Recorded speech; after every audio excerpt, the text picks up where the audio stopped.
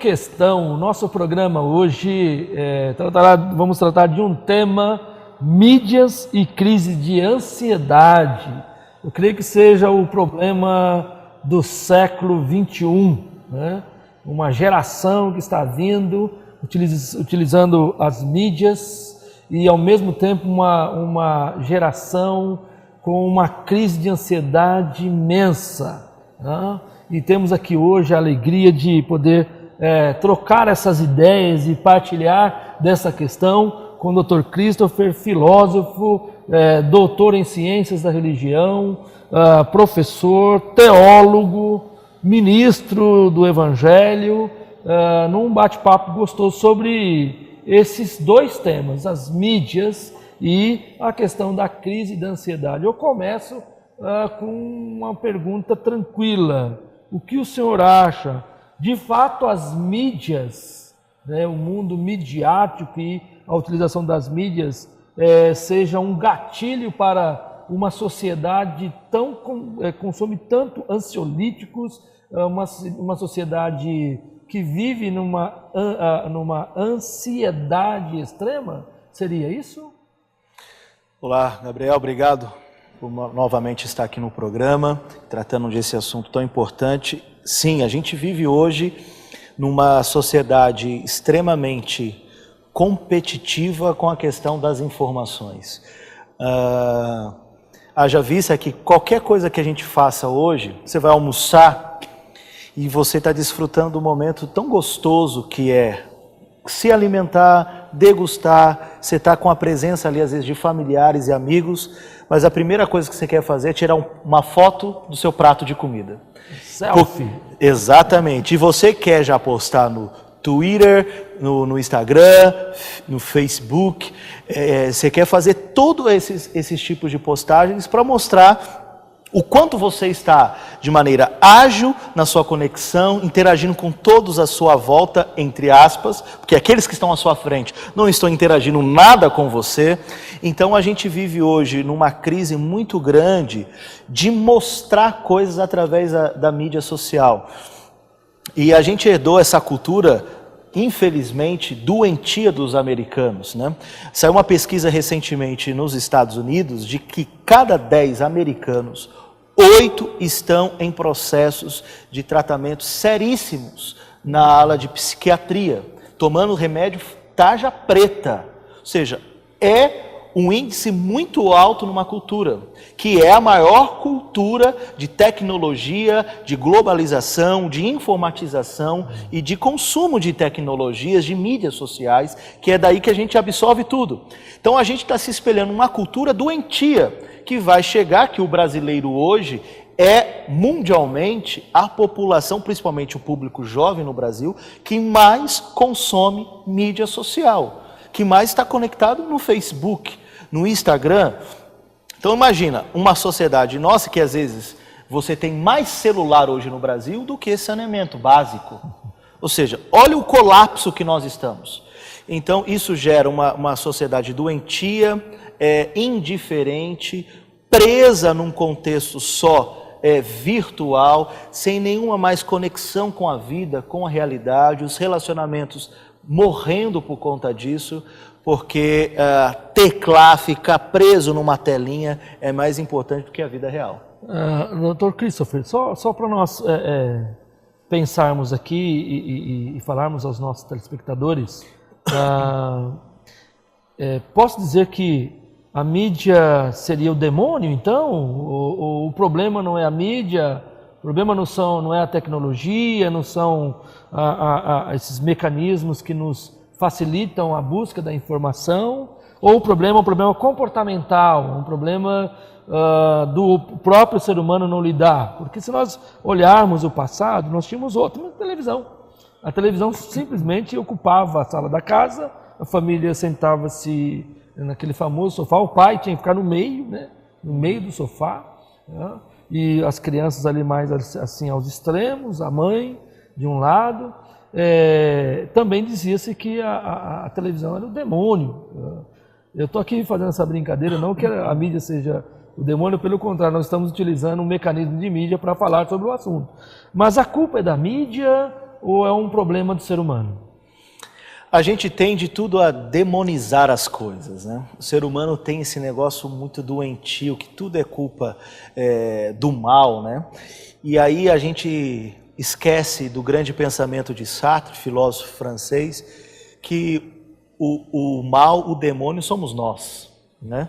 A gente, ao invés de aprender a exorcizar o demônio nos outros, a gente tem que aprender a expulsar os nossos demônios. O demônio não está nunca fora, o demônio sempre está dentro, né? Nós somos os nossos maiores vilões, nós nos auto-sabotamos o tempo todo. Então, a culpa não é da mídia, da globalização, da tecnologia, a culpa é do descontrole, do desequilíbrio que habita em todo ser humano. Então, todos os grandes psicanalistas vão trabalhar nessa linha. O ser humano nasce desequilibrado. A nossa vida toda é tentar encontrar um ponto de equilíbrio, o eixo que nos dê uma centralidade melhor de ver e entender o mundo. Mas nós somos seres desequilibrados, em desordem o tempo todo. Porque o mundo à nossa volta é em desordem, né? Então, acho que a gente precisa aprender a lidar com a mídia. Isso é um problema que vai passar, vai surgir um outro problema, porque a tendência nossa é avançarmos para novas abordagens. Sim. A questão é saber se adaptar, utilizar isso de maneira saudável, saber fazer as pesquisas, saber fazer leituras saudáveis, porque com um clique, meu amigo, você está com o mundo na sua mão, né? Diante dos seus olhos. E a gente hoje acredita em qualquer bobeira que lê no Facebook, né? Então a gente precisa saber, de fato, dosar, filtrar bem as informações, filtrar o que acessa, para que a gente tenha um maior nível de conhecimento saudável possível. Então, nesse olhar...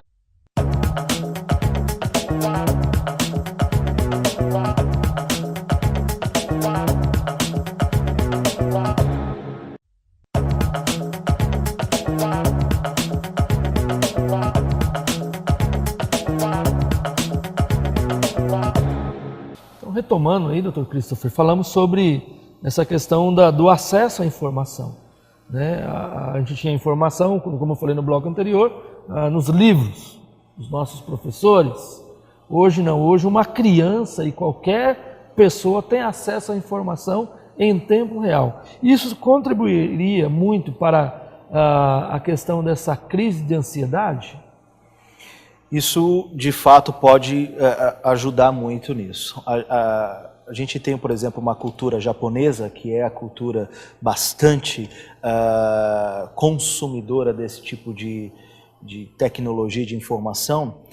Houve casos, não muito tardio, né, de jovens japoneses, por exemplo, serem encontrados mortos nos seus quartos, porque faziam semanas, meses, que não saíam da tela de um computador, batendo papo, disputando campeonatos online, longos, né, de jogos, e não comia, não conseguia fazer mais nada, e entrou num processo ali e morreu.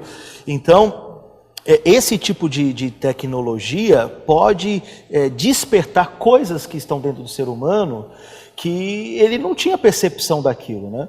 Então, por isso que a gente precisa ter muita cautela nesse sentido. Um seriado que vale a pena a gente assistir, não fazendo propaganda aqui, já que a gente não vai ganhar nada com isso, mas um seriado muito bom da Netflix chamado Black Mirror. É um seriado inglês, que ele é um dos seriados mais interessantes que tratam sobre crítica social a partir das mídias. E ele faz crítica sobre YouTube, Facebook, e um dado interessante que me gerou ali de pesquisa, que virou palestras em outros espaços nossos, de que em tempo real havia uma série de assassinatos, né, sem cometer spoiler aqui, e as pessoas viam as pessoas sendo mortas e elas faziam o ao vivo no Facebook para ser transmitido, a pessoa sendo assassinada na frente dela, mas ela não queria intervir, porque para ela o que mais importava era ganhar os likes. Sim. Por causa do ao vivo que ela estava fazendo no Facebook. Ou seja, essa é uma sociedade que se caminha para isso. Uma sociedade que quer likes, que quer fama o tempo todo, curtidas, seguidores, porque para ela aquilo é o mundo dela. E ela cria uma ansiedade, porque a ansiedade está atrelada à comparação. ela olha para o outro e fala, ele tem mais seguidores do que eu, mas por que se eu sou mais legal do que ele? Por que se eu tenho mais informação do que ele? E ela fica numa ânsia de ser conhecida, de ser famosa. E a gente tem aí a onda dos YouTubers, que é isso, todo mundo quer usar YouTube para ser famoso, né? E isso gera ansiedade, gera crise, gera depressão, e a gente tem dados significativos nisso, de pessoas que não conseguiram seu êxito, investiram em bens, câmera, máquina fotográfica, tudo para criar um estúdio. Para bombar na rede, não bombou, e hoje está emocionalmente falido e destruído por conta disso. Estão quebrados, né? Porque isso vai gerar essa ansiedade, né? Essa competitividade. As pessoas estão muito focadas em querer serem vistas, né? Exatamente. E quanto mais isso acontece, começou com o próprio Facebook, né? Que se tornou uma febre durante um período, e aí as pessoas constantemente tinham que ir lá observar quem me viu. Exato. Olhar a lista, não, quem não me viu, gerando até outros problemas que eu acho interessante nós abordarmos, que é a questão da quebra dos relacionamentos pela não visualização. Interessante, Gabriel, que assim, esses dias eu estava conversando com alguns jovens em São Paulo, que falou, pô, o fulano deixou de ser meu amigo no Facebook. Como se a vida dele acabasse, né? Como se abrisse um chão e o tragasse, assim, como se ele não tivesse mais significado, amizade nenhuma, porque um fulano deixou de ser amigo dele no Facebook. Ou seja, a gente constrói uma imagem de felicidade, de alguém muito bam, que está bombando, desse tipo de amizade superficial. Pô, se a pessoa deixou de me seguir, não me curtiu, não quer mais ser meu amigo, a vida segue, a vida continua, porque aquela pessoa, de fato, na vida real, não é minha amiga. Sim. Né? Pessoas que têm 5 mil amigos no Facebook, é um fanfarrão, ninguém tem 5 mil amigos na vida real. Não dá nem tempo. Não, você tem 5 amigos e olhe lá, que você conte, quanto mais 5 mil amigos, tem pessoas que você nunca vai ver na sua vida. Então, meu querido, se você sofre disso, deixa. Essa pessoa pode parar de seguir, ela nem sabe o que acontece na sua vida, e isso não vai alterar a ordem dos fatores da sua existência. E isso será que não tem a ver com o pensamento de Bauman sobre... Ele fala sobre modernidade líquida, mas fala, e aí eu pensei aqui, né? Essa satisfação líquida, né? Sim. Essa satisfação do view, da visualização, do número expressivo de pessoas que podem nos trazer uma felicidade, né? Aqui, colocar entre aspas esse conceito de ser o melhor, né? Eu tenho 2 adolescentes em casa, eu tenho o Moisés, tenho o Gabriel. Meus 2 filhos são muito conectados e eu percebo que, graças a Deus, eles não têm essa febre. Mas amigos de escola do ensino médio que estão em processo de depressão, né? Alguns estão indo por caminhos perigosos, caminhos muito tristes, né? E nós percebemos que essa fluidez, né? Parece que esses views, isso passa... bati 1 milhão de views, os youtubers. Mas eu consegui 300 mil, eu vou chegar a 1 bilhão. Né? O que o senhor acha desse movimento dos youtubers, dentro da questão da mídia, nessa influência na nossa juventude do país? A gente tem uma questão interessante que é assim, quem não é visto não é percebido, né? Então, para você ser percebido, você tem que ser visto, e para ser visto não importa o custo e o sacrifício disso. Então, você tem hoje uma exposição muito grande que a mídia oferece, inclusive uma exposição da privacidade. Então, por conta dessa neura de eu querer ser conhecido e curtido, ter um X de visualizações, um X de curtidas no Instagram, tem gente que se expõe demais. E é aí que entra uma doença, que é a doença da pessoa perder a sua identidade e a sua dignidade como ser humano, de se vender por um sistema que não vai te dar retorno nenhum. Então você, por exemplo, tem meninas que postam fotos seminuas, outros rapazes também seminus. Por quê? Porque ele acha que aquilo vai fazer com que uma revista o veja, um programa de TV o veja, e um vídeo para uma entrevista, alguma matéria, e ele vai passar desapercebido por isso. Então, às vezes nós queremos nos expor demais e expor um campo que é tão peculiar, tão nosso, que é o campo da privacidade, e a mídia hoje gerou uma crise muito grande nessa linha tênue. O que hoje é público, o que hoje é privado, a gente não tem mais essa noção. Tudo se misturou, tudo ficou bagunçado e a gente tem uma exposição demais de tudo e gente ficando doente porque o que era privado se tornou público, o que era público era para ficar privado, ou seja, é um caos que tem gerado doenças significativas nas relações, pessoas perdendo casamentos, pessoas perdendo empregos, pessoas não conseguindo mais acordar porque passa uma madrugada toda em rede social, ou seja, a gente precisa entender, como a gente discutiu, que isso de fato é importante, faz parte de um novo processo de conhecimento, mas a gente não pode ficar refém desse sistema. E a gente percebe, você colocou bem sobre a questão do jovem. Por que eu falo muito do jovem? Porque o jovem realmente precisa de repensar. Mas nós vamos retornar no próximo bloco para fecharmos esse tema muito interessante, mídias e crise de ansiedade. Em Questão, volta já.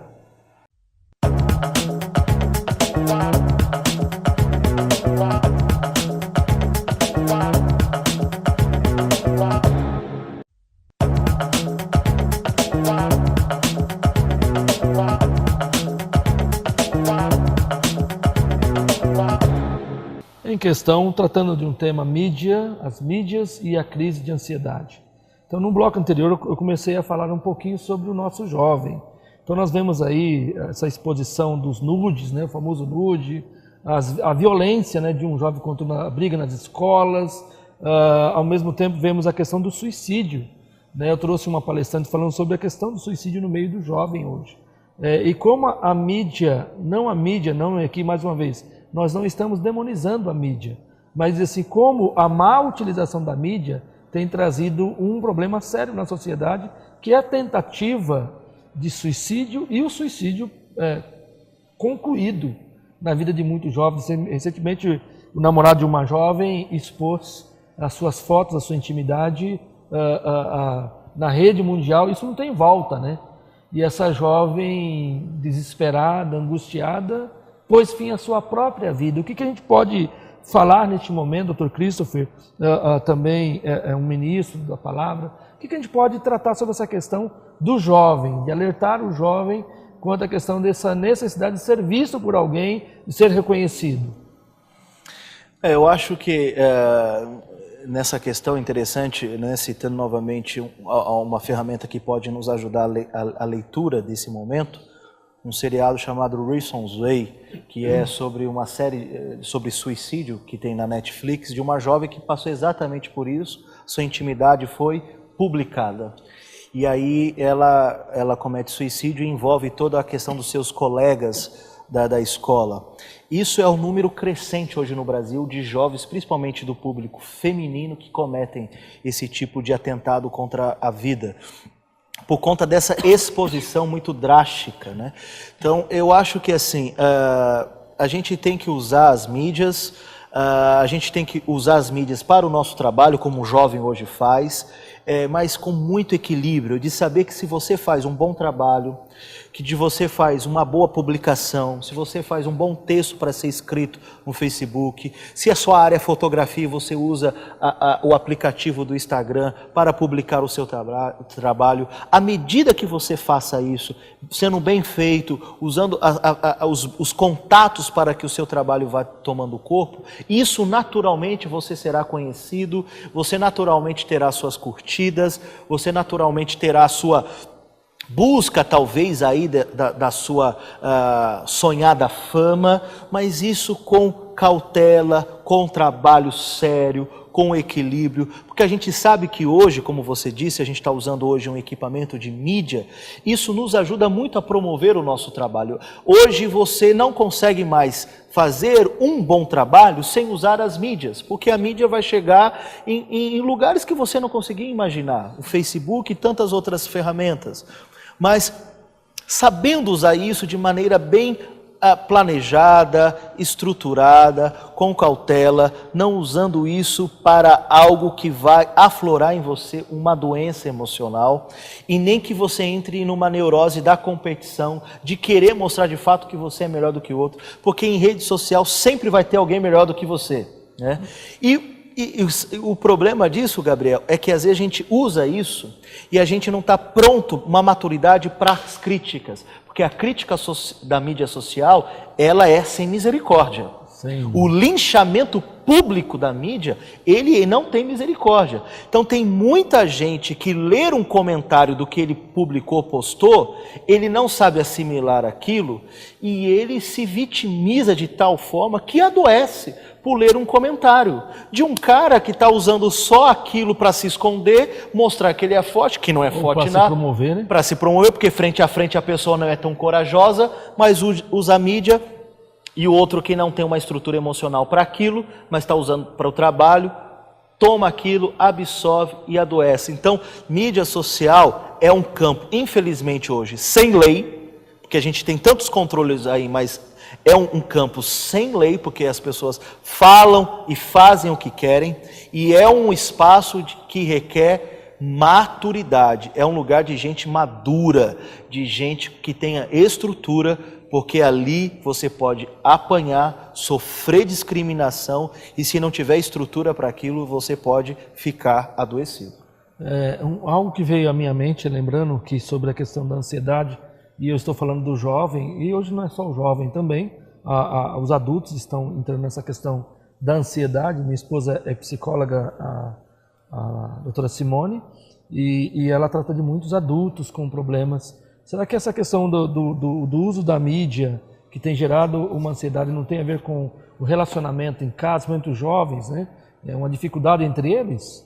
Estamos aí finalizando nesse sentido? Sim, eu acho que assim, a mídia social ela veio trazer à tona o problema da existência humana, que é a solidão.